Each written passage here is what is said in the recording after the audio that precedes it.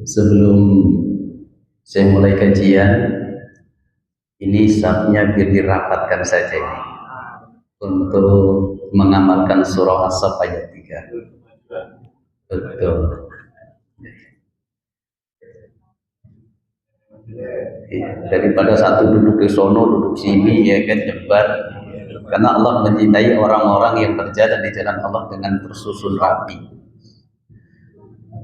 Iya. Baik. Bismillahirrahmanirrahim. Assalamualaikum warahmatullahi wabarakatuh. Waalaikumsalam warahmatullahi wabarakatuh. Innal hamdalillah nahmaduhu wa nasta'inuhu wa nastaghfiruh wa na'udzu billahi min shururi anfusina wa min sayyiati a'malina man yahdihillahu fala mudilla lahu wa ma yudlilhu fala hadiya lahu. Asyhadu an la ilaha illallah wahdahu la syarika lahu wa asyhadu anna Muhammadan 'abduhu wa rasuluh.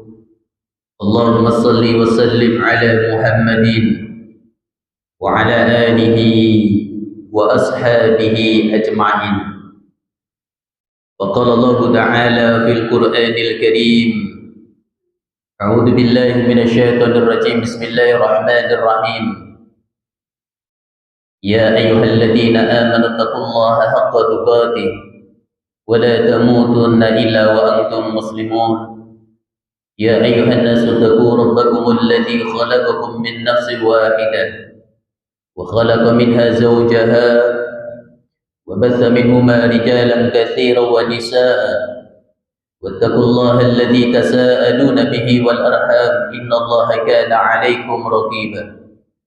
يا أيها الذين آمنوا اتقوا الله وقولوا قولا سديدا يصلح لكم أعمالكم ويغفر لكم ذنوبكم ومن يطع الله ورسوله فقد فاز فوزا عظيما. وقال عليه الصلاة والسلام فإن أصدق الحديث كتاب الله وخير الهدي هدي محمد صلى الله عليه وسلم وشر الأمور محدثاتها وكل محدثة بدعة وكل بدعة ضلالة وكل ضلالة في النار. صدق الله العظيم.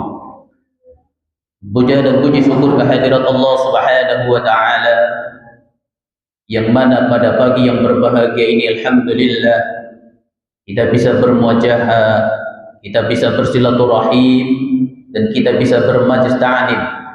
Mudah-mudahan langkah-langkah kaki kita dari rumah kita menuju tempat yang mulia ini dihitung oleh Allah dengan pahala yang berlipat. Salawat dan salam mari kita sama-sama haturkan kepada uswah kita, suri tauladan kita, Nabi besar Muhammad sallallahu alaihi wasallam. Mudah-mudahan juga salawat dan salam Allah limpahkan juga kepada para keluarganya dan juga kepada para sahabat-sahabatnya. Amin amin ya rabbal alamin. Alhamdulillah,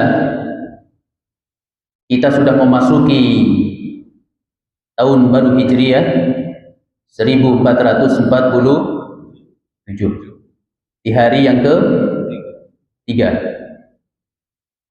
Allah memberikan izin kepada kita memasuki tahun ini. Tentu kita sudah meninggalkan tahun yang kemarin, dan ini harus ada perhatian pada diri kita, muhasabah diri. Apakah di tahun kemarin kita meninggalkan tahun yang kemarin itu dengan berbagai macam kemaksiatan atau dengan amal soleh? Pergantian hari, pergantian pekan, bulan, dan pergantian tahun, pada hakikatnya kita sedang melangkahkan kaki kita menuju liang lahat kita. Pada hakikatnya bertambahnya hari, bertambahnya pekan, bulan, dan tahun, semakin dekat ajal kita. Dan itu nggak bisa kita nafikan dan nggak bisa kita pungkiri. Apalagi Rasulullah Shallallahu Alaihi Wasallam bersabda, "A'maru ummati ma baina sittina sab'ina wa aqalhum man yazuzu dzalik." Umur umatku itu rata-rata 60-70 tahun. Ada yang umur 70 di sini? 60? Banyak. Artinya saya tidak mendoakan sebentar. Ini Rasulullah yang menyampaikan. Anda pribadi umurnya 40, artinya 20 tahun atau 30 tahun lagi. Jadi saya harus mempersiapkan diri dengan amal-amal yang terbaik. Dengan berpegang teguh nilai-nilai tauhid dan menghidupkan sunnah Nabi. Mudah-mudahan itu menjadi wasilah Allah memberikan keringanan terhadap diri kita dari musibah-musibah yang akan datang di kuburan kita maupun di hadapan Allah sehingga dimasukkan ke dalam jannahnya Allah. Yang menjadi masalah 20 tahun, 30 tahun yang umur 40 tahun saat ini, apakah sampai?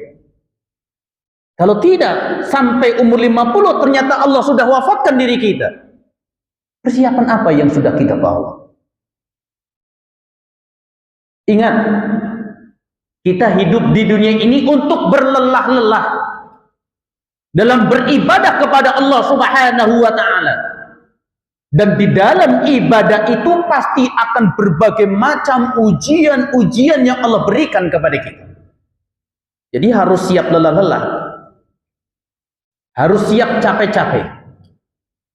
Kita punya kendaraan dalam rangka untuk mendakwahkan nilai-nilai Islam. Jangan sampai kendaraan itu dijadikan untuk mencari kebutuhan kita dalam kehidupan dunia. Tapi kendaraan ini adalah untuk menggapai ridhonya Allah Subhanahu wa Ta'ala. Sehingga kita menjadi pribadi yang bertakwa, keluarga kita menjadi pribadi yang bertakwa, dan masyarakat di sekeliling kita menjadi pribadi-pribadi yang bertakwa. Karena untuk masuk ke dalam surganya Allah Subhanahu wa Ta'ala itu sangat berat sekali. Untuk masuk ke dalam surganya Allah harus mempunyai syarat, harus mempunyai kepribadian yang kuat. Sebagaimana Allah sebutkan di dalam surah Qaf. Surah yang keberapa, Bu? Qaf. 50. Kalau Ustaz jangan jawab, Ustaz. Beliau sudah hafal, Masya Allah. Surah yang ke-50. Ayatnya ayat 31, 32 dan 33. Wa uzlifatil jannatu lil muttaqina khairan ba'id.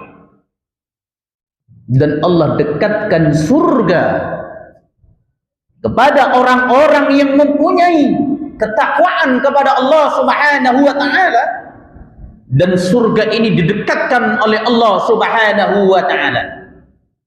Hadza ma tu'adun. Dan Allah janjikan surga itu kepada kalian. Dan Allah menjanjikan nikmat-nikmat surga itu kepada kalian. Siapa kalian di sini? Mereka adalah penghuni surga. Mereka yang punya ciri. Bagaimana ciri mereka? Yang pertama, mereka yang dimasukkan surga oleh Allah Subhanahu wa Ta'ala likulli awwab. Mereka adalah orang-orang yang gemar beristighfar. Kalau melihat wajah kita, kan wajah pelaku dosa. Makanya Anda nggak ngomong ini wajah-wajah jamaah, wajah Anda pribadi lah. Kalau wajah jamaah ini wajah soleha dan soleh semua ini. Amin. Kita ini senantiasa banyak melakukan maksiat atau lebih banyak melakukan ketaatan? Jawab, Bu. Kalau dihitung dari sehari 24 jam itu lebih banyak ketaatannya kepada Allah apa lebih banyak maksiatnya? Diam kan kalau begini ya? Kita nggak pungkiri kita lebih banyak melalaikan waktu-waktu yang Allah berikan kepada kita. Ya, tapi kalau kita menjalani waktu itu sesuai dengan sunnah Nabi, Masya Allah. Setelah subuh kita duduk berdiam, berzikir sampai suruk, ya, lalu menjalankan sholat sunnah 2 rakaat, yang mana di amaliyah ini setelah subuh sampai suruh akan dicatat mendapatkan pahala haji. Dan hari ini kita nggak bisa haji, tapi bisa diberikan pahala haji oleh Allah selama kita istiqomah menjalankan sunnah-sunnah Nabi-Nya. Dan ini sunnah-sunnah yang Rasulullah ajarkan jarang kita lakukan, betul nggak? Ya kan? Jarang sekali kita menjadi pribadi yang lebih betah di masjid, jarang. Kita lebih betah di depan TV, lebih betah di depan handphone. Apalagi generasi-generasi kita nih. Anak SD sudah diberikan satu handphone. Setelah belajar, nonton handphone. Pendidikannya hilang dan lupa. Ini nggak bisa kita pungkiri. Belum waktu-waktu yang lain yang harus diisi dengan nilai-nilai sunnah Nabi. Tapi kalau kita mengisi waktu itu dengan berbagai macam kemaksiatan dan yang sia-sia, segeralah kita memperbanyak istighfar kepada Allah. Karena kepribadian orang yang menjadi penghuni surganya Allah, mereka tidak pernah meninggalkan satu detik pun kecuali dalam rangka mardotilah, mengharapkan ridhonya Allah. Ini orang-orang ahli surga. Makanya ahli surga di dunia itu berlelah-lelah, di dunia itu berlelah-lelah, bercapek-capek. Nggak masalah capek di dunia, cuman berapa saat saja. Jangan sampai nanti lelahnya di akhir. Harus ada sikap berusaha terus mujahadah dalam mendekatkan diri kepada Allah. Menghafal Quran itu lelah. Lelah. Sudah menyita waktu, menguras pikiran. Apalagi yang sibuk dengan urusan dunia, sudah nggak ada lagi waktu-waktu untuk menghafal Al-Quran. Makanya kalau saya tanya, ibu di Islam ini dari dilahirkan, apa ada yang baru? Kayaknya di sini selama dilahirkan sudah menjadi pribadi muslim. Berapa juz hafalan Qur'annya nih? Bu, Mbak, ada satu artis dulu ketika di penjara berapa tahun, sekarang sudah menghafal 15 juz Al-Quran. Yang tadinya bukan muslim, sekarang sudah menjadi muslim. Tercengang kita ini. Dia baru menjadi pribadi muslim. Ketika punya masalah di penjara, ternyata dia mujahadah menghafal Quran. Santrinya di penjara dan sekarang menghafal 15 juz, baru kemarin masuk Islam. Nah, kita dari lahir ya, di masjid kadang-kadang ada ustadz yang mengajarkan orang-orang jamaah yang umurnya 40 atau 50 masih ikro aja. Dan gak selesai-selesai. Kenapa? Karena mereka adalah orang-orang yang membuang waktu begitu saja. Tanpa memperhatikan waktu itu akan menjadi pisau yang akan mencabik-cabik tubuhnya. Tidak dimanfaatkan. Sehingga banyak dosa yang kita lakukan. Padahal ciri penghuni surga adalah menjadikan setiap waktu itu adalah senantiasa untuk mendekatkan diri kepada Allah. Dia hafalan Quran, dia mendidik anak-anaknya dengan nilai-nilai tauhid yang baik, dengan pelajaran-pelajaran syariat Islam, dijadikan keluarganya bernuansa Islami. Karena hari ini kondisi umat muslim lagi dirusak ya, secara akidah. Mungkin ada yang kenal yang namanya Mama Gufran, orang yang bisa bicara dengan semut.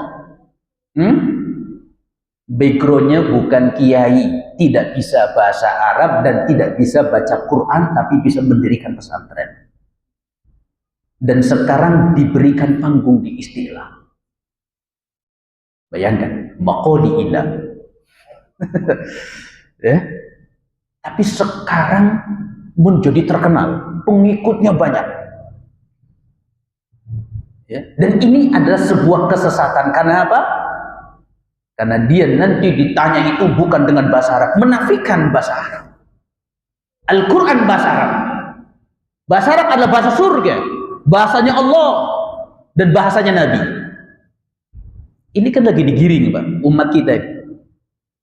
Kalau kita nggak memperhatikan diri kita, keluarga kita dari nilai-nilai kesesatan, naudzubillah, maka tingkatkan nilai-nilai tauhid, ajarkan tauhid kepada keluarga dan anak-anak kita.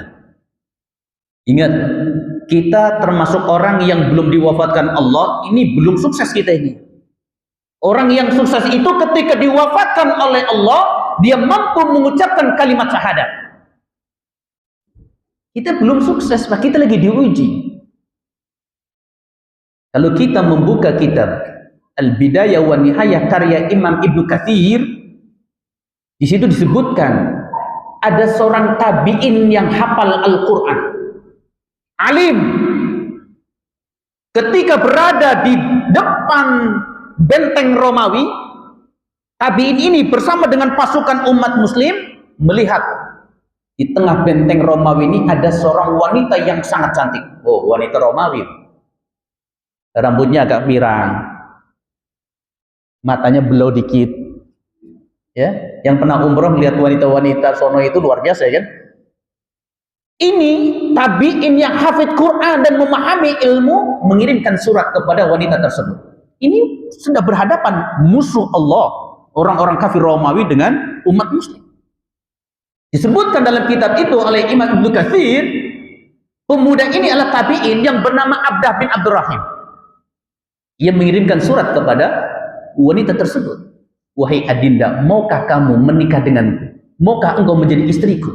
Dia mengirim balik surat. Mau, dengan syarat kamu keluar dari barisan umat muslim. Kamu keluar dari agamamu. Pemuda ini merangsek ke benteng Romawi, lalu menikahi wanita tersebut, lalu dia murtad dari jalan Allah. Ini zaman tabi'in dan dia ahli Quran.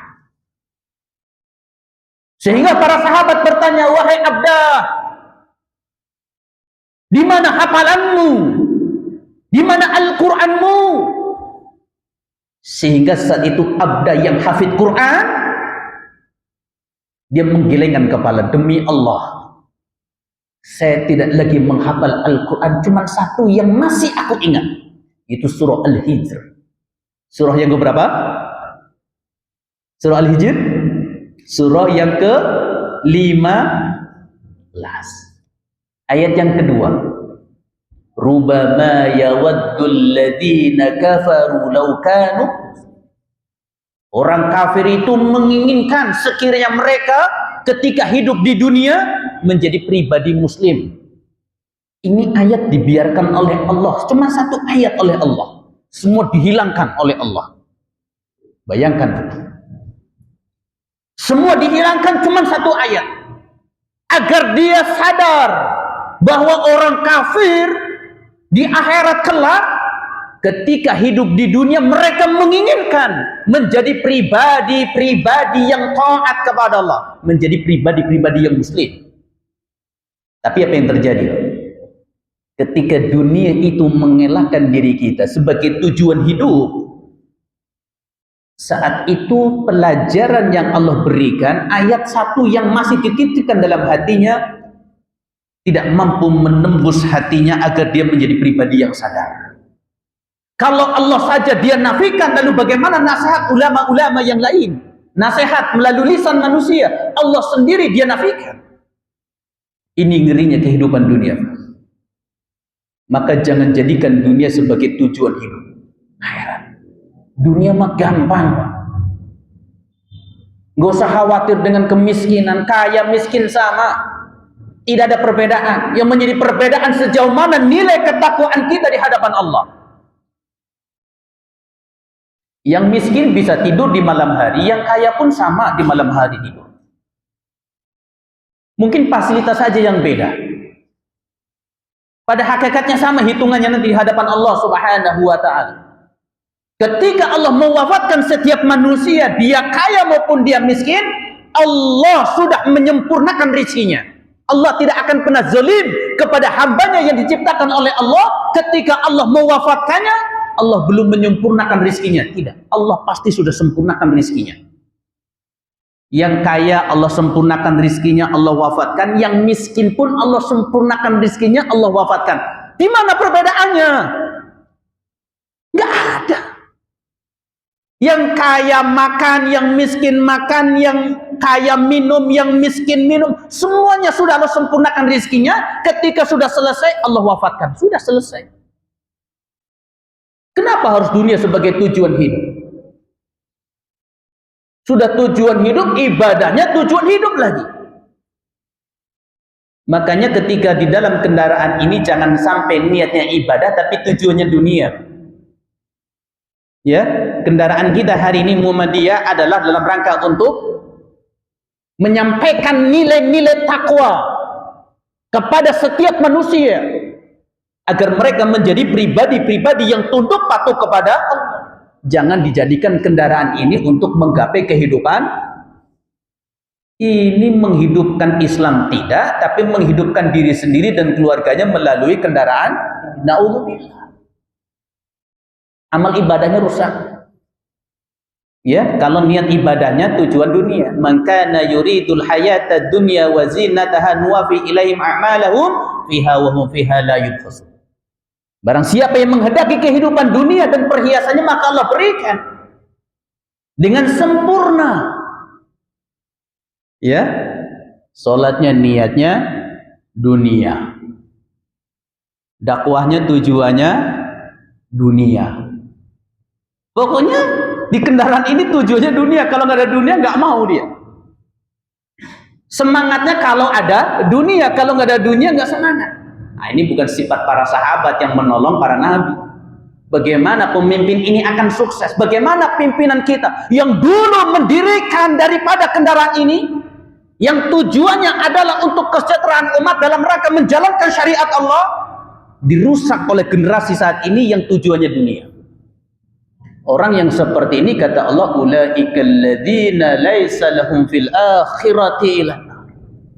Mereka itulah yang di akhirat tidak mendapatkan apa-apa kecuali api neraka. Wa habita ma sana'u fiha wa batilu ma kanu ya'mal. Sia-sia amal ibadah mereka.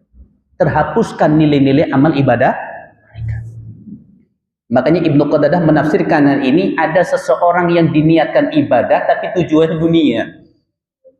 Menafsirkan ayat ini Ibnu Qatadah, yaitu orang yang beribadah kepada Allah niatnya semata-mata dunia. Maka apa yang menjadi keinginannya Allah sempurnakan betul. Allah berikan apa yang menjadi harapan mereka di dunia sempurna oleh Allah tanpa sedikit pun tapi ulaikal ladzina laisa lahum fil akhirati illa nar. Mereka itu nanti di akhirat tidak mendapatkan apa-apa kecuali api neraka. Maka niat itu penting, Pak. Makanya Rasulullah mengatakan innamal a'malu binniyat. Kalau niat kerja kita dalam rangka untuk beribadah, insya Allah akhirat dapat, dunia ngikutin. Kunci mendapatkan dunia adalah takwa. Ketika antum lebih mendekatkan diri kepada Allah, Allah perluas rezekinya. Yakin nggak itu? Tapi miskin terus, Ustadz, saya sholat rajin, ya, puasa rajin, sedekah rajin, kok begini-begini saja? Ya memang kita sudah diperbudak dunia sih, sehingga apa yang kita harapkan justru nggak Allah berikan. Nah, dalam hadis Rasulullah Shallallahu Alaihi Wasallam bersabda, "Ta'isa abdul dinar, ta'isa abdul dirham, ta'isa abdul khamisah." Celakalah hamba dinar, celakalah hamba dirham, celakalah hamba khamisah. Apa khamisah itu? Ainwal dulu itu. Ini kadang-kadang kita berbangga, Pak, dengan baju kita.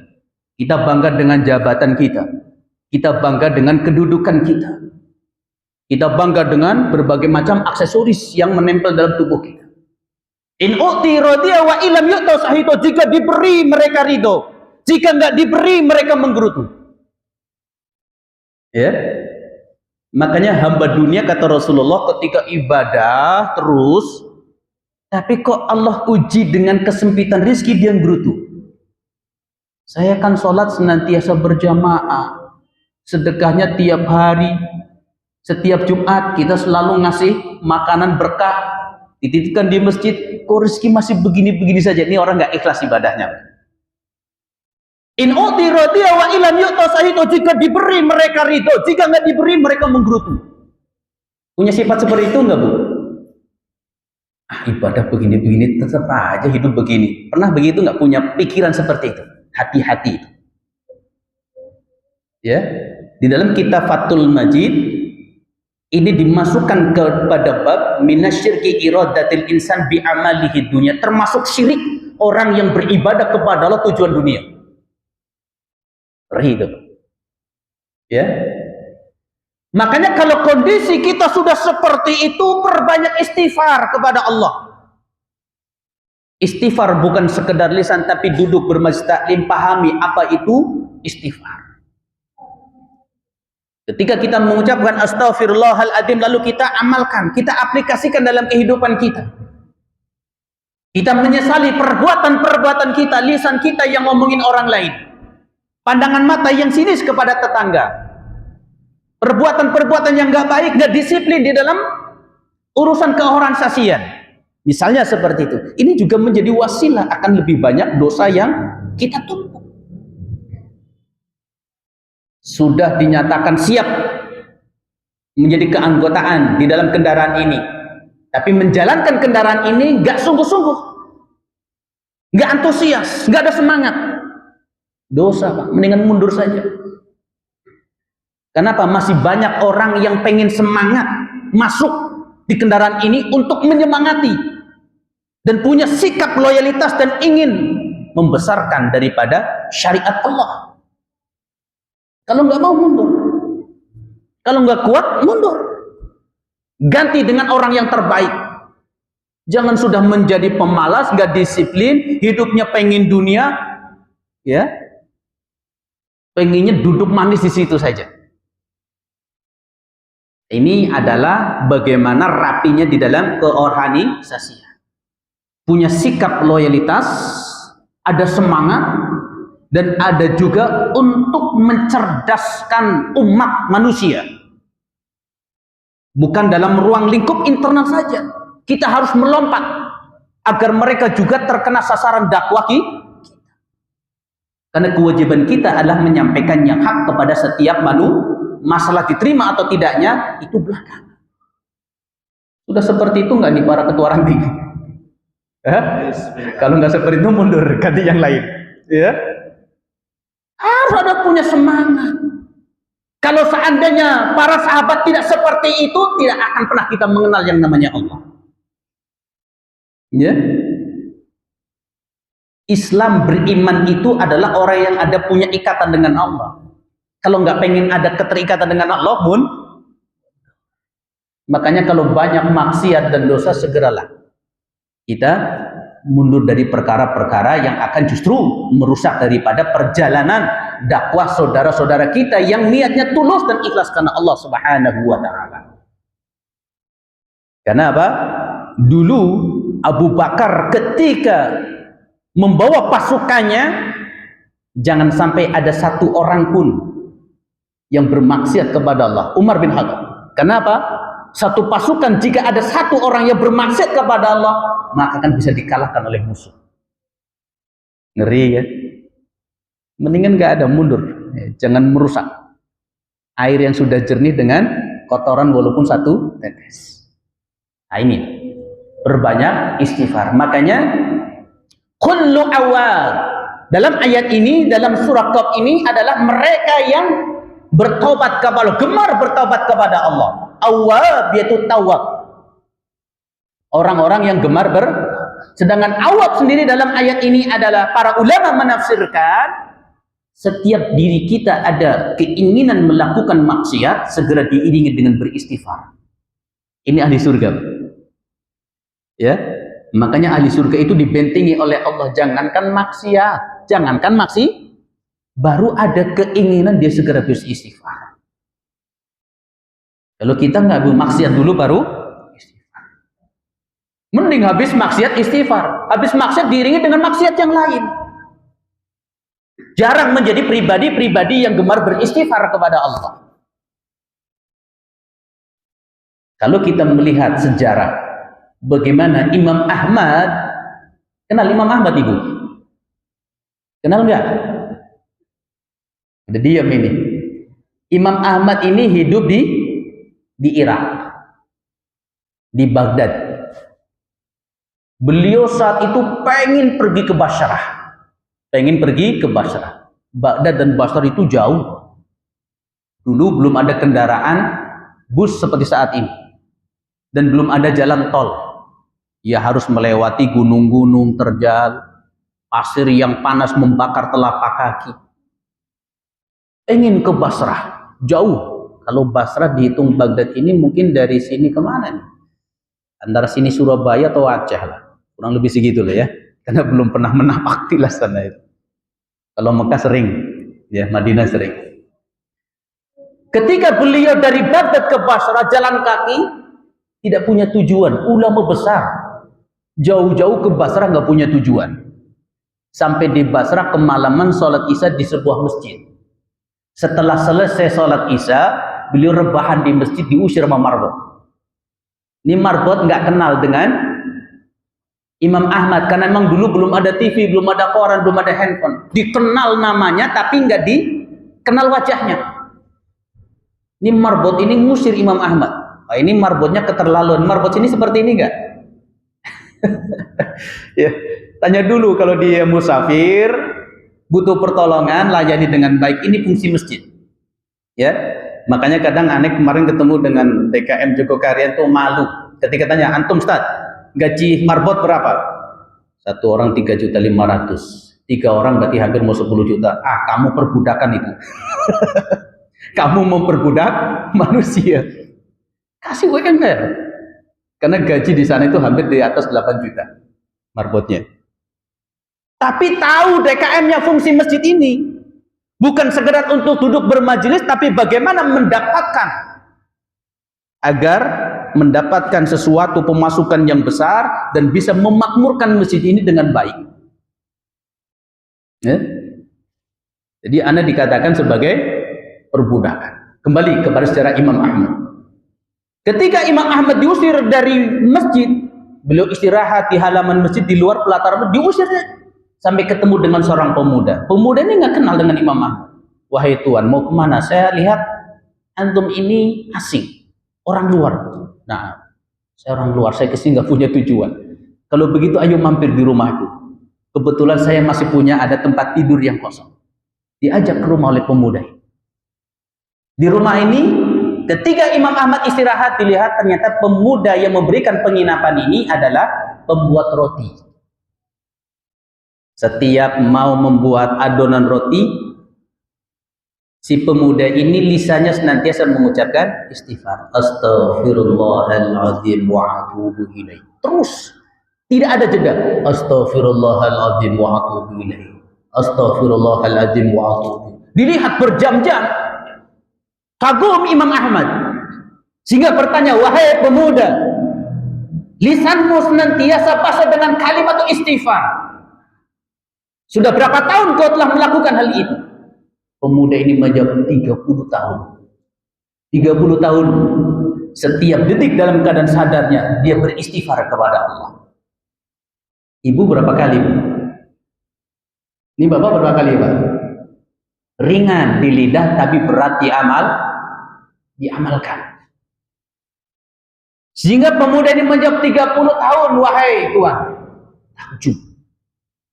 Selama 30 tahun kamu beristighfar kepada Allah, mendawamkan daripada kalimat istighfar, buah apa yang kau petik?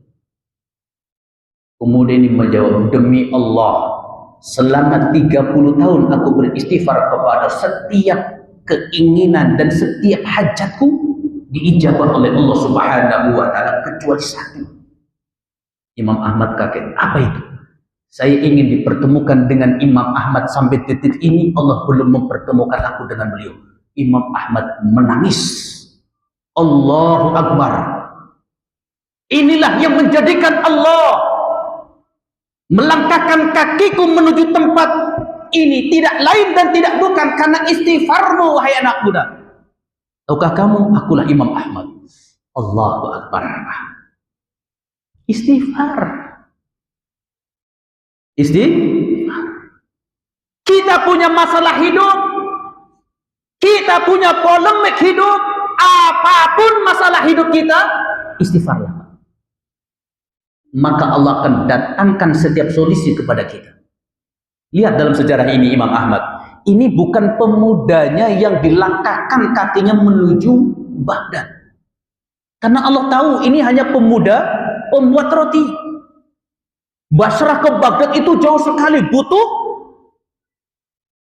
perlengkapan, butuh bekal yang banyak. Bisa jadi nggak mampu ini.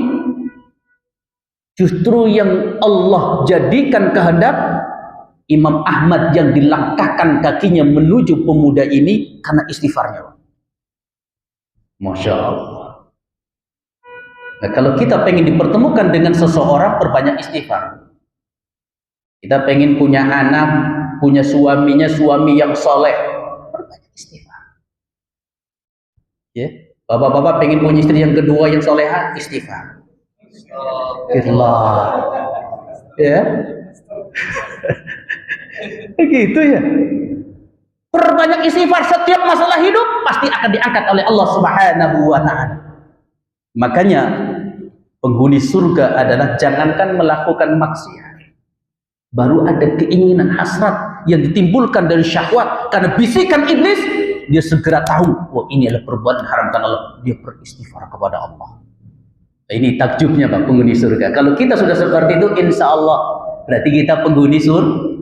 Tapi kalau kita nggak seperti itu, ada tolak ukur pada diri kita. Oh, jangan-jangan kita masih jauh. Maka perbaiki kualitas iman dan takwa kita. Ini yang kedua. Yang ke satu. Yang kedua, yaitu hafiz. Menjaga aturan-aturan Allah. Ya. Aturan yang bersinggungan dengan perintah. Yang pertama apa? Tauhid, akidah. Ini akidah nih Pak. Akidah kita harus kita pertajam. Karena setiap cabang-cabang Islam diterima oleh Allah, amaliyah ibadah kita diterima oleh Allah selama akidah kita itu benar. Ya, kita capek perbanyak ibadah kalau akidah kita buruk, percuma. Ya. Makanya akidah yang seperti harus kita ajarkan, nilai-nilai tauhid kepada diri kita, keluarga dan masyarakat kita. Seperti apa? Ini nih satu Muharram banyak orang-orang yang merayakan dengan cara syirik misalnya. Kalau sini insya Allah sih enggak, insya Allah. Di luar sana nih, memandikan keris, ya kan? Dengan 7 air sumur, dengan 7 kembang. Ya, mengalap berkah bertabaruk kepada kiai. Tahu kiai? Kiai Selamat Kebo Putih. Ya, Kebo Putih sana disebut kiai. Kalau malam satu surut dibiarkan Pak, suruh makan yang banyak. Nanti ketika dia kotornya puter-putar. Ngalap berkah tabaruk. Muslim. Ya, ini kondisi daripada umat. Siapa yang bertanggung jawab Pak? Antum semua. Kita semua bertanggung jawab. Mau jadi Ibrahim, harus kita punya sikap berani, punya toleransi Ustaz kalau begitu. Nilai akidah Pak harus kita sampaikan. Tapi kalau memang dia keyakinannya di luar agama Islam, dia menyembah satu, ya biarkan saja. Tapi kalau ada orang Islam menyembah selain Allah, habiskan, buang. Kita ingin menjaga saudara kita dari nilai-nilai kesyirikan. Makanya Rasulullah SAW ketika ke Khaybar dengan para sahabat, beliau melewati sebuah pohon. Pohon ini bernama pohon Zatun Anwat. Kemarin saya di mukim di Mekah, saya cari Zatun Anwat itu apa, muter-muter tuh di pinggiran Mekah, nggak ketemu. Ternyata yang ada seperti daun bidara dan kelor. Kalau sini mungkin dikenal seperti yang dianggap pohon keramat tuh pohon beringin. Ya, itu biasanya kalau di pinggiran perbatasan daerah ada pohon beringin di gerbang, di bawah pohon beringin ada kuburan, wah udah. Tiap Jumat ada namanya degan. Dengan tahu kelapa muda hijau, ya kan? Ayam bekaka itu dulu waktu saya masih kecil. Tahu sekarang ada apa enggak? Karena kan udah lama nggak pernah pulang kampung. Tahun sekali itu pun serumah balik lagi di sini. Itu banyak seperti itu. Menghargai, menghormati pohon berlebihan. Seperti pohon disarungin kain putih, ya kan? Iya berlebihan itu. Pohon itu nggak punya aurat, kenapa harus disarungin? Yang perlu sarung dikasih itu kepada orang yang membutuhkan pakaian, bukan pohon.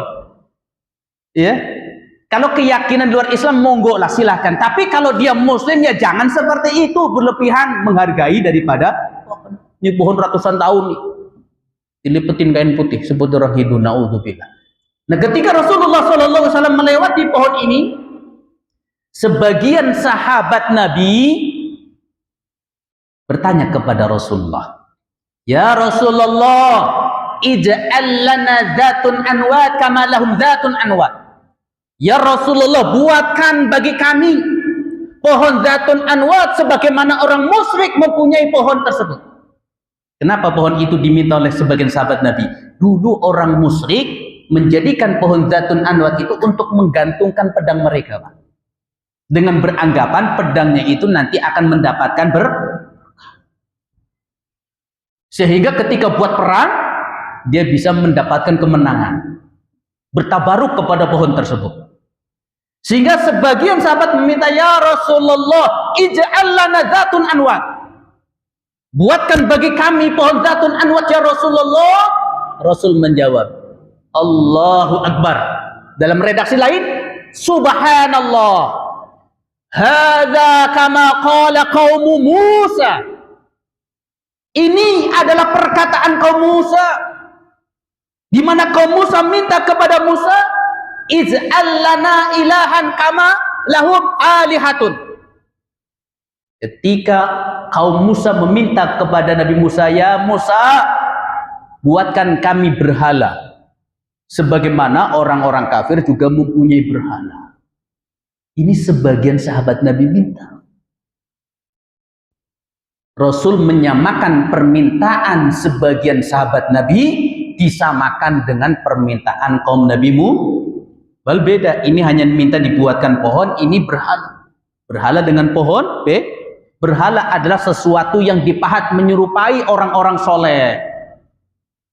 Lalu diperingati dalam rangka memperingati, menghargai mereka setiap setahun sekali. Lama-lama bentuk memperingatinya berbeda, milisihi. Lalu menjadikan sebagai berhala-berhala penyembahan buat mereka. Kita nggak tahu kedepannya tuh yang namanya Jenderal Sudirman tuh patungnya nih. Generasi kita ketujuh nih, oh patung masih ada, kita sudah menjadi abu di tanah. Keturunan kita sudah meninggal, keturunan kita sudah meninggal. Generasi ketujuh, kalau patung itu masih ada nanti memperingatnya lain lagi, ya dengan cara menyembahnya. Naudzubillah, karena setan itu halus dan lembut dalam rangka untuk menyesatkan umat manusia. Sehingga Rasulullah menyamakan kedudukan sebagian sahabat seperti umat Nabi Musa, dan ini adalah sebuah kesyirikan. Syirik akan merusak nilai amal ibadah kita. Walau asrafu la yahbatanna amaluka. Jika engkau melakukan kesyirikan, seluruh amal ibadah kita pasti batal semuanya, rusak semuanya. Apalagi kalau diwafatkan dalam keadaan belum bertobat kepada Allah, melakukan kesyirikan. Innallaha la yaghfiru ay yushraka bihi wa yaghfiru ma duna dzalika liman yasha. Allah tidak mengampuni dosa syirik. Ini Pak bahayanya, Pak. Dan kita hari ini lagi di framing ke sana, Pak. Lagi di framing ke sana. Akidah kita jangankan nggak dirusak, ya, jangankan dirusak, nggak dirusak aja kita malas-malasan untuk memahami nilai-nilai. Majelis di mana-mana itu kebanyakan sedikit, Pak, ya, kebanyakan sedikit jamaahnya. Alhamdulillah, kalau sini kan lagi libur aja nih, nggak nyinggung sini, nggak. Ya ini lagi libur saja ini, ya kan.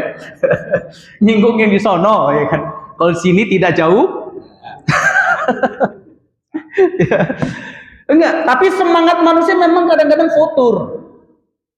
Untuk menghidupkan hati susah, tapi untuk mematikan hati semangat. Contohnya apa? Ini kalau duduk di masjid, Pak, dengar ceramah 1 jam, itu pasti ngantuk. Apalagi nyender. Ya. Bukan sini, Pak, ya. Dulu aneh itu kalau belajar nyender digebuk sama murabi, Pak. Iya kan? Antum kalau nyender sudah pergi keluar. Karena ilmu itu ketika diserap harus dengan mujahadah. Dengan pemikiran yang bersih, dengan iman yang mantap, sehingga ilmu itu masuk ke relung hati, ketika dikeluarkan pun akan diterima oleh setiap manusia. Maka cari ilmu itu Masya Allah. Makanya dulu aneh tuh waktu masih kecil itu luar biasa ketika didik ya. Waktu masih pesantrennya itu Masya Allah. Nerimo, Pak. Dilemparin penghapus nerimo, dilemparin. Dulu penghapus gede segini, Pak, kayu. Kena kepala, Masya Allah. Mau saya laporin kemana? Kalau sekarang kan enak, Pak. Lapor ke orang tua lapor polisi, tangkap guru itu. Nggak belajar anak kita, alhamdulillah. Dulu enggak, kita mau lapor kemana? Ya kan? Lapor ke orang tua tambah marah ke kita. Jadi apa yang terbaik? Diam, tawakuf, terima apa adanya. Ya, itu hebatnya santri dulu. Santri sekarang beda. Ya. Digebuk dulu sebagai wasilah untuk meluruskan daripada keniatan kita. Makanya saya salut ketika ketemu dengan para guru yang hari ini masih dipanjangkan umurnya, Masya Allah. Kita datangin dengan berikan hadiah yang terbaik. Gak rugi kok. Justru kita hari cerdas melalui wasilah mereka. Allah memberikan, tapi wasilah mereka yang memberikan pelajaran kepada kita. Hari ini saya jadi orang. Bukan jadi monyet yang rakus dengan kehidupan dunia. Gampang bersedekah. Jiwa monyet kan Masya Allah. Mintanya banyak, semua megang. Tangan kanan dapat, belum dimakan masih mengambil tangan kiri. Tangan kiri dua-duanya dapat, masih pakai kaki. Jika manusia mencari kehidupan dunia rakus seperti itu, ya itu. Tidak mau sedekah, tidak mau infak, tidak mau zakat. Dikira harta yang kita kumpulkan itu akan menjadi wasilah memberikan kita kebahagiaan. Tidak, kalau kita bakhil. Surah At-Taubah 35. Yauma yuhma 'alaiha fin nari jahannam fatuqwa biha jibahum wa junubuhum wa dhuhuruhum hadza ma kanastum li anfusikum fadzuqu ma kuntum taknizun. Pada hari ketika emas dan perak Allah bakar. Lalu Allah setrika dahi mereka, lambung mereka, punggung mereka. Karena apa? Harta yang kita simpan. Bakhil dan pelit. Ya, untuk guru olahraga mahal, nggak apa-apa. Untuk guru-guru selain pelajaran agama berani mahal. Untuk guru ngaji 100.000 sebulan. Berarti kan semangat mujahadah dalam agama memang kurang, Pak. Makanya Allah kurangkan dalam ilmu agamanya. Pengorbanannya kurang. Di mana-mana saya lihat guru-guru kita di madrasah itu 500.000 sebulan, Pak, gajinya. Bayangkan. Tapi dia bisa memasukkan anak-anaknya ke SDIT yang pendaftarannya hampir puluhan juta. Guru ngaji dikasih segitu. Artinya apa? Ketika duit itu dipakai habis, minjem ke temannya, Ustaz. Ada duit nganggur nggak? Buat apa, Ustaz? Buat beli beras, Allah kari. Nangis kalau melihat kondisi seperti ini, Pak. Kita bertanggung jawab para ahliya itu. Untuk mengangkat kesejahteraan mereka agar mereka dalam mujahadah berjihadnya menyampaikan nilai-nilai Islam, memberikan pelajaran nilai Quran kepada generasi kita, ada semangat. Gak masalah menaikkan harga tarif, bukan tarif ya, memberikan gaji besar kepada guru-guru. Sebagaimana Umar bin Abdul Aziz meninggikan gaji kepada para menteri-menterinya agar mereka tidak korup. Ini untuk guru-guru ngaji. Tapi begitulah memang keadaannya. Mujahadahnya kurang di dalam untuk thalabul ilmu. Padahal untuk mencari ilmu dalam hal agama salah satunya dengan harta.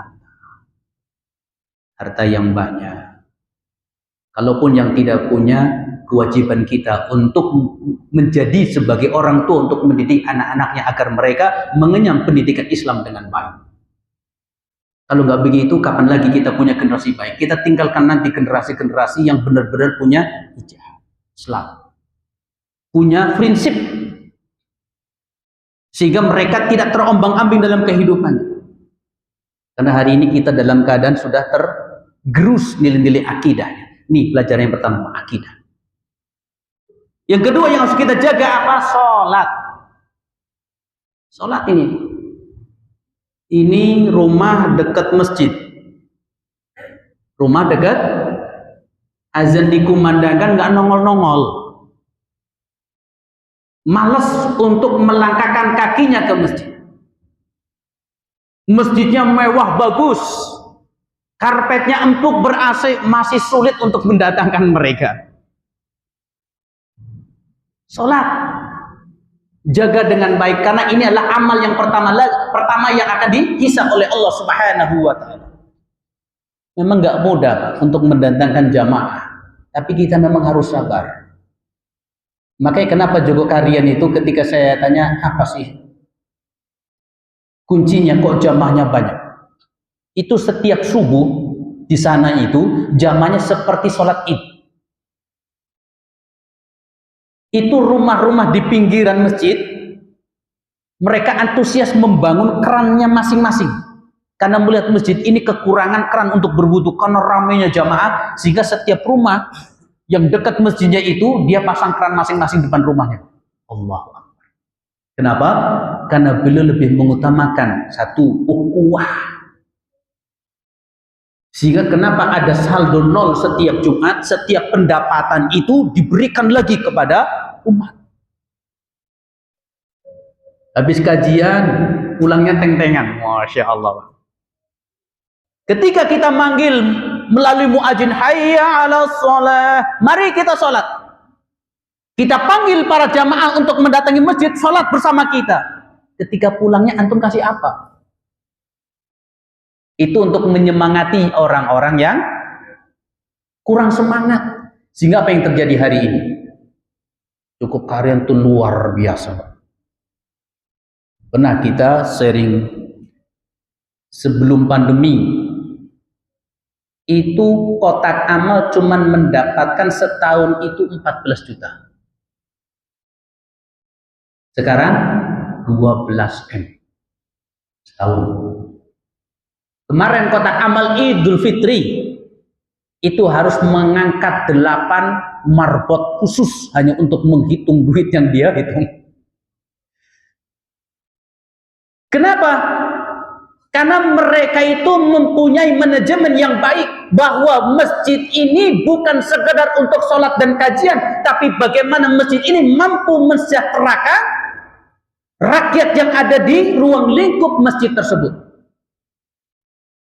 Makanya beliau itu mempunyai agenda itu, buku agenda mereka itu lebih tinggi daripada buku-buku yang ada di kelurahan. Kenapa? Setiap jamaah ditanya, ini jamaah nih kenal nih bapak ini, datengin rumahnya, Pak, punya anak berapa? Anak 5. Umurnya berapa? Dicatat semuanya, Pak. Nggak dipisahin setiap umur. Ini yang pertama sudah bisa baca Quran belum? Sudah. Yang kedua belum. Dipisahin kelas. Ini yang bisa baca Quran, ini yang masih terbata-bata, ini yang sudah bisa tajwid, ini yang masih iqra. Dipisah-pisah, lalu diberikan jadwal kepada orang. Bu, ini tolong anak-anak ibu antar ke masjid. Kita akan berikan pelajaran nilai-nilai Islam. Kita ajarkan agama kepadanya. Tentu setelah pulangnya akan diberikan hadiah. Sehingga apa? Wacana itu hari ini Masya Allah. Bayangkan berapa rumah, berapa kepala keluarga. Dan itu diberikan para guru masing-masing, setiap kelasnya masing-masing. Allah. Ini data di sini seberapa tumpukannya nih? Ini calon-calon kita ini. Harus di-pack nih masing-masing. Nih yang umur 5 tahun, dikumpul 5 tahun yang belum bisa iqra, kita ajarkan. Gurunya kita gaji. Masyarakat lama-lama akan melihat, oh ini bagus ini nih. Cara mengelolanya bagus, mereka dengan sendirinya antusias. Akan ada sumbangsi. Kenapa hari ini mereka berat? Karena DKM-nya bahil. DKM-nya Ini bukan sini ya, bukan. Ini bukan. Sono, ya. Bangga setiap Jumat dilaporkan sebelum Jumatan khotib naik. Saldo Masjid Nurul Muhajirin misalnya, atau masjid yang lain 70 juta. Buat apa itu infak jamaah ditahan-tahan begitu? Gak usah khawatir pembangunan. Anda memegang, Anda lagi mengelola ke sana insya Allah. Anda mengelola satu yayasan dengan 2 masjid. Insya Allah mau Anda ikutin tuh Joko Karyan tuh. Walaupun mungkin akan sulit, memang sulit. Kalau kita nggak ada awal pertama untuk melangkah, kapan melangkahnya? Sehingga saldo kita nolkan. Pertama adalah bagaimana ruang lingkup jamaah, mana yang harus kita santunin, mana yang harus kita bantu. Ternyata apa? Ketika ada kerusakan masjid, tinggal kita ngomong ke jamaah lagi. Datang lagi, oh Ustaz butuh ini, datengin lagi. Nggak usah khawatir, nggak usah tumpuk-tumpuk. Karena ini akan menjadi wasilah kemenangan umat muslim. Kalau kita tidak menumpuk-numpuk uang di dalam saldo. Buru-buru lah, jangan sampai ditahan lama-lama, karena ada yang butuh. Nah imamnya ketika sholat salam, lihat nih jamaah yang biasa sholat jamaah tidak datang, datengin rumahnya. Kenapa nggak datang? Sakit Ustaz. Belum berobat? Belum. Ini ada duit saldo, bawa ke rumah sakit kalau memang sakitnya perlu dirawat. Nggak masalah, nggak usah khawatir. Nah ini masya Allah, sehingga mereka mencintai masjid untuk melaksanakan sholat. Jangan-jangan kita penetrasinya kurang kepada mereka dan mengajaknya kurang. Jangan-jangan diri kitanya yang memang kurang baik hubungannya dengan Allah, sehingga manusia pun enggan untuk mendekati kita. Hafid. Ini yang kedua. Lalu yang ketiga, ini 2 lagi nih Pak, selesai aja. Lanjut. Iya. Sebentar lagi Bu yang salah ya. Ada kebutuhan lain selain dari kajian ini? Enggak. Kita percepat. Yang ketiga, ciri penghuni surga, man khasyar rahmana bil ghaib. Ia takut kepada Allah walaupun Allah tidak itu ciri karakter penghuni surga. Dia punya sifat muraqabah. Punya sifat ihsan, anta budallah ka'annaka tara fa illam takun tara fa innahu yaraka. Ketika dia beribadah kepada Allah seakan-akan dia bisa melihat Allah. Tapi ketika dia tidak mampu melihat Allah, dia meyakini bahwa Allah melihatnya. Ini sifat ihsan, muraqabah yang kedua. Kalau yang pertama hanya para wali, para nabi. Tapi kalau kita harus punya sikap muraqabah, merasa diawasi. Fa innahu yaraka. Bahwa Allah melihat kita. Makanya kalimat yaro dalam hadis ini bukan yanzur. Kalau yanzur, ibu bapak bisa melihat saya, betul nggak? Ya kan? Karena bapak bisa melihat, tapi bisa melihat apa yang digambaran pikiran saya dan terbesit dalam hati saya? Nggak bisa. Terbatas pandangan kita, Pak. Saya bisa melihat bapak, tapi saya tidak mampu melihat pikiran bapak dan apa yang terbesit dalam hati bapak. Senyum-senyum tapi hati nggak suka kan bisa jadi kan? Manusia dan kita nggak bisa melihat ke situ. Ini yanzur. Tapi kalau yaro Allah bukan sekedar melihat jasmani kita saja, tetapi Allah mampu melihat apa yang tergambarkan dalam pikiran dan apa yang terbesit dalam hati kita. Maka ketika salat Allahu Akbar, Alhamdulillahi Rabbil Alamin, memuji Allah, tapi gambaran pikirannya kemana-mana. Sering begitu sholatnya. Allah tahu, kamu cuma badannya doang datang, pikirannya pakai lain hati. Allah tahu, sholatnya nggak khusyuk seperti itu. Lagi sholat mikirin masakan ya Bu ya. Allah tahu. Sinkronkan ketika sholat. Toh dari 24 jam itu cuma diminta sedikit oleh Allah. Sinkronkan antara gambaran pikiran, lisan dan hati. Ketika sinkron antara hati, lisan dan pikiran, lalu keluar dari masjid ini, insya Allah itu akan menjadi sholat yang terbaik. As-salatu tanha 'anil fahsya'i wal munkar. Karena dia mendalami, memahami sholat, benar-benar hanya pengabdian kepada Allah. Bukan sekedar dalam sholat saja, tapi dia mengimplementasikan sholat itu dalam kehidupan sehari-hari. berkeluarga, bertetangga, dan bermasyarakat. Ini sholat yang terbaik.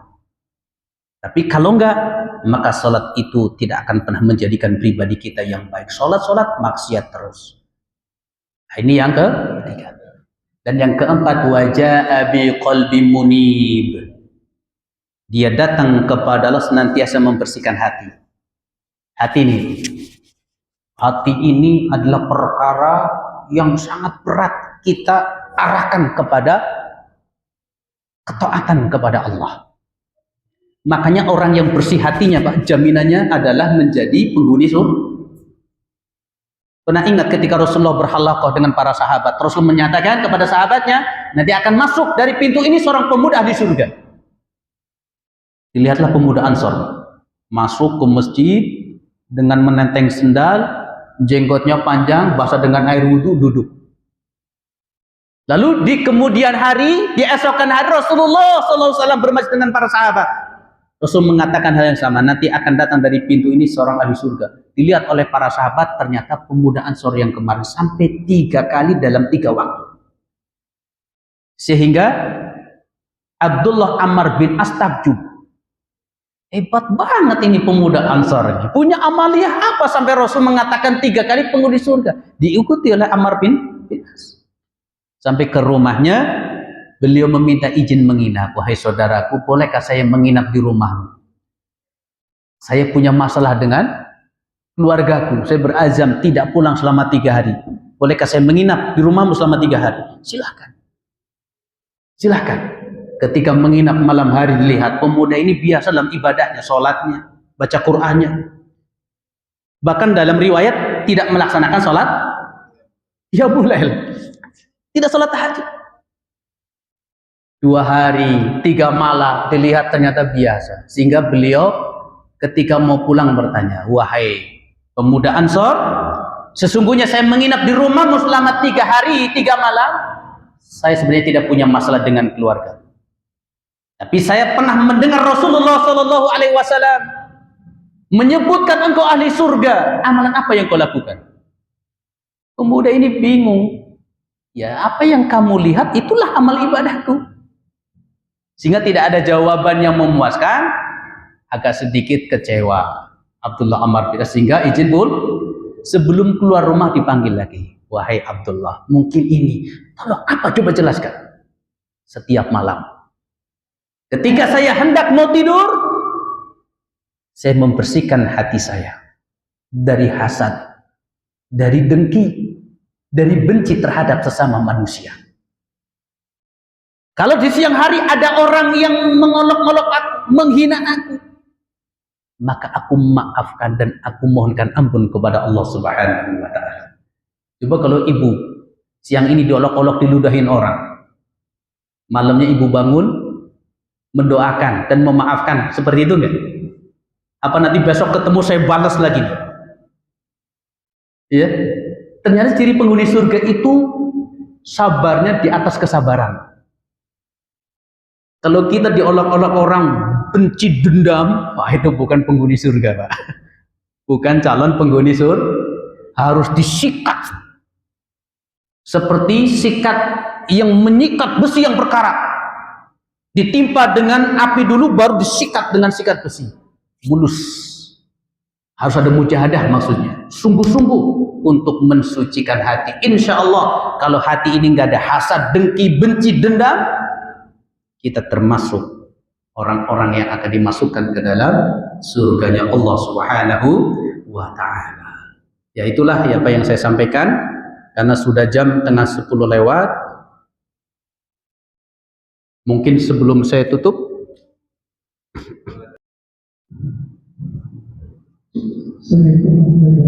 Waalaikumsalam. Ada pertanyaan saja mengajak kepada pribadi kita, pribadi kita semua atau saya sendiri.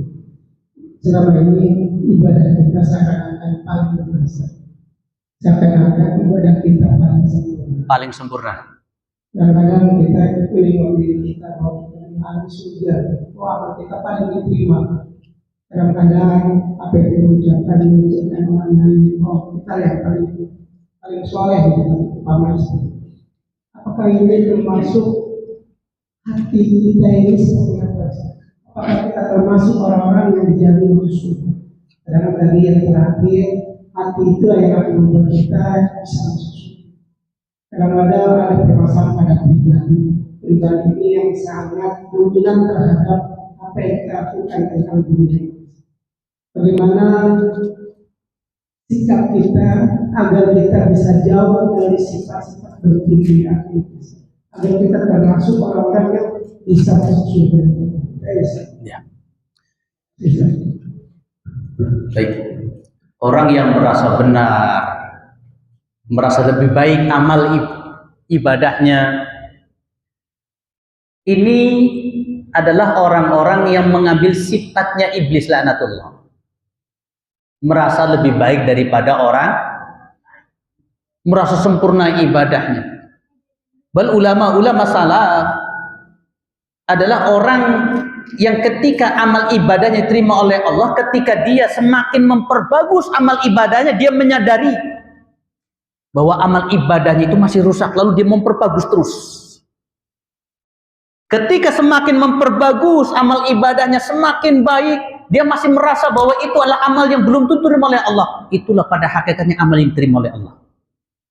Tapi orang yang beramal dengan amal biasa saja tapi merasa sempurna, merasa diterima oleh Allah, ini justru orang yang amalnya tidak karena tidak akan pernah memperbaiki dan memperbagus amal ibadah. Dengki, benci, dendam kepada sesama hilangkan. Karena salah satu daripada kebencian itu menjadi asbab tidak diterimanya adalah salat kita. Ya, kita insya Allah pernah belajar yang namanya syarat sahnya salat. Ya, selain wudu, ya kan, pakaian yang bersih, tempat yang bersih, salat yang khusyuk, itu salat yang diterima, salat yang ada tumakninahnya. Tapi ada lagi, salat ketika hubungan dengan tetangga nggak baik dan belum saling maaf dan memaafkan, selama itu salatnya nggak diterima oleh Allah. Dalam hadis Rasulullah SAW bersabda, salasatu la tartafi'u salatihim fawqa ru'usihim shibru. Ada 3 manusia yang salatnya itu tidak terangkat walaupun sejengkal di atas kepala mereka.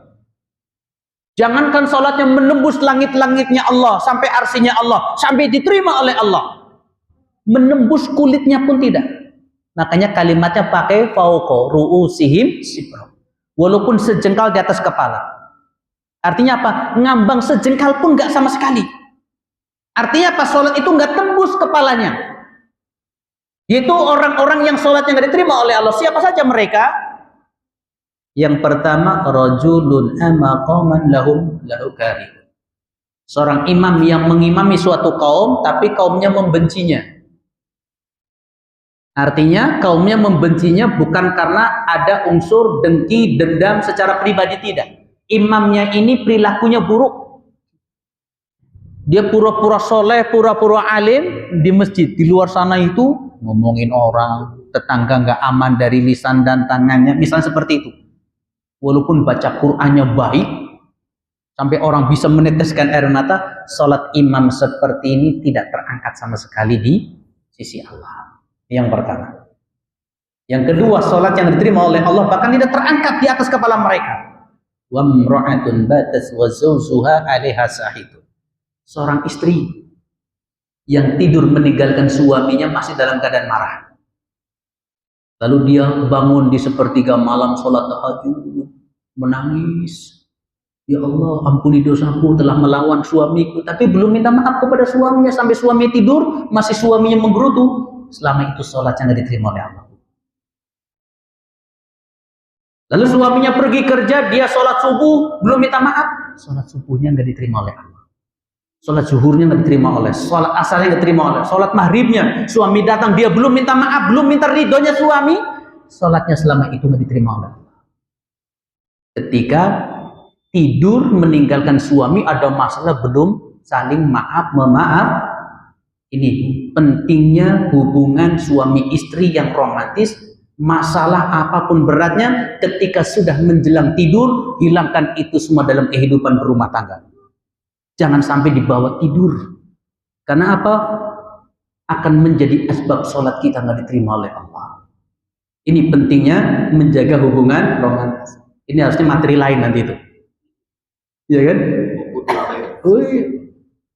Nah yang ketiga, yang sholatnya nggak diterima oleh Allah nih, wa akhawani mutasawriman, dua saudara yang saling mendiami. Sholatnya bagus, khusyuk, jubahnya khusus beli di Dubai, saf paling pertama, menangis, tapi nengok ada tetangga yang nggak disuka, dia benci. Sholatnya tidak akan pernah terima oleh Allah Subhanahu wa Ta'ala. Karena saya pernah mengisi waktu sholat taraweh di Tanah Abang. Ketika saya bahas ini, ada jamaah yang menangis. Ustadz, ini terjadi pada saya, kenapa?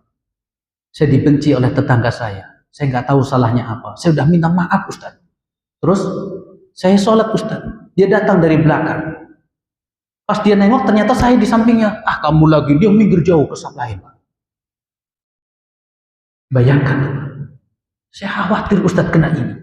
Bagaimana Ustaz? Kalau memang antum nggak salah, antum sudah minta maaf nggak dimaafkan, serah dia. Tapi antum harus duduk lagi bersama. Apa masalahnya? Bisa jadi antum telah melakukan kesalahan, namun antum nggak menyadarinya. Duduk secara kekeluargaan.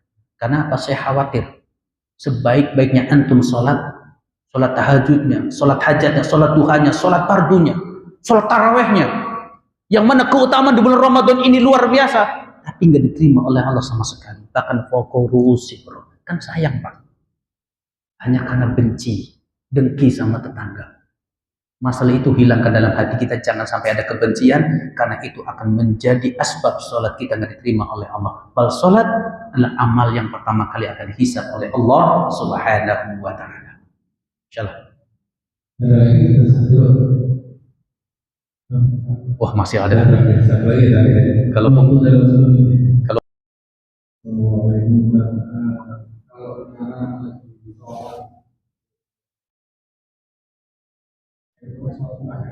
sholat sunnah.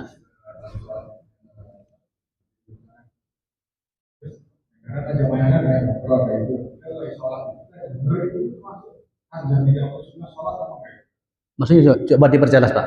Dia sholat sunnah. Saya lagi sholat. Nah, jamaah lain yang sudah sholat berbicaralah, ngobrol. Saya pas dengar sholat, dengar. Iya betul. Jadi tanda tidak khusyuk apa kayaknya? Oh ya. Lupakan di dalam bacaannya kepada Allah Subhanahu wa Ta'ala. Tiada sikap muraqabah, merasa diawasi. Tapi kalau sikap muaqabahnya nggak mungkin kan? Kita benar melihat Allah kan nggak mungkin, kita nggak mampu ke sana. Tapi kita punya sikap muraqabah. Walaupun kita mendengar orang lain berbicara lagi sholat, kita merasa diperhatikan oleh Allah. Dan kita memperbagus bacaan kita, walaupun bacaan itu dalam hati. Ada kekhusyuan, itu bukan termasuk orang yang lalai dari sholat. Karena pendengaran kita pasti akan mendengar. Pergerakan badan kita bukan menjadi perkara yang membuat kita khusyuk, enggak juga. Karena ketika Rasulullah sholat dengan Ali bin Abi Thalib berjamaah, itu ada kalajengking yang melewati Rasulullah, Rasul mendiamkan. Tapi ketika melewati Ali, Ali menginjaknya. Tapi itu menjadi asbab dia nggak khusyuk sholat. Enggak kan? Ketika Rasulullah perang, ketika mau pulang, tendanya dijaga oleh sahabat. Lalu sahabat ini diincar panah. Rakaat pertama tembus anak panah Yahudi di punggungnya. Ya kan? Yang kedua tembus di punggungnya, dia tetap. Lalu saat itu dia baru berbicara. Ketika sudah jatuh, ada sahabat, kenapa nggak mengatakan hal dari tadi bahwa engkau dalam ancaman? Maka dalam hal ini pergerakan-pergerakan yang menjadikan kemaslahatan di dalam sholat seperti kita mendengar ini adalah lumrah. Kita punya telinga. Pergerakan apapun yang ketika untuk kemaslahatan kita dalam sholat yang sekiranya bisa menyelamatkan kita, maka dalam hal itu tidak merusak nilai khusyuk. Tapi khusyuknya tetap dapat. Apalagi cuma mendengar.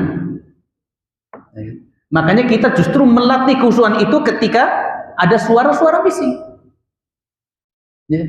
Makanya ketika sholat jangan marahin anak-anak, bentak-bentak anak-anak, kamu kali sholat berisik, ya kan ada yang seperti itu kan, marbot keras sekali sehingga anak ini nggak mau lagi masuk ke masjid karena saking kerasnya marbot. Kehusuan itu tidak akan pernah rusak oleh suara apapun, Pak. Jangankan suara, tadi sahabat Nabi dengan panah apapun tidak bergeming sampai dia rubuh dalam sholatnya. Apalagi cuman suara. Nafikan, makanya orang yang khusyuk itu menafikan semuanya. Suara-suara bisingnya hanya fokus kepada Allah. Disitulah kenikmatan, kelezatan ketika berhubungan dengan Allah. Ya. Nah ini perlu kita terus gali terus Pak, khusyuk itu. Nanti kita akan menyadari bagaimana khusyukan ketika sholat, di situ akan merasakan kenikmatan, kelezatan hubungan dengan Allah. Dan itu biasanya masih Allah berikan sesuai dengan kapasitas masing-masing. Tapi usahalah kita memahami apa yang kita baca dulu. Ya, setiap perkara-perkara bacaan di dalam sholat dari takbir sampai salam kita pahami dulu. Ngerti maksud apa yang kita ucapkan, itu akan menjadi salah satu jalan untuk menuju kehusuan. Tapi kalau kita nggak ngerti sama sekali ya bingung juga untuk bagaimana kita khusyuk. Ya, insya Allah bacaan dalam sholat itu ya itu aja, nggak ada yang lain. Apa sulitnya kita memahami, menghafalkan? Bertahun-tahun. Padahal pengertian arti dari apa yang kita baca itulah yang menjadi salah satu jalan untuk agar kita menjadi khusyuk. Sehingga ketika ada pun riwuh perkara-perkara, mungkin suatu permasalahan yang polemik sekali yang merusak pendengaran, ketika lagi khusyuk pun insya Allah Pak, tidak akan menjadi kita buyar ketika kita benar-benar memahami apa yang kita baca. Jadi yang pertama kita harus pelajari adalah bagaimana kita mengerti apa yang kita ucapkan kepada Allah. Insya Allah itu enggak masalah.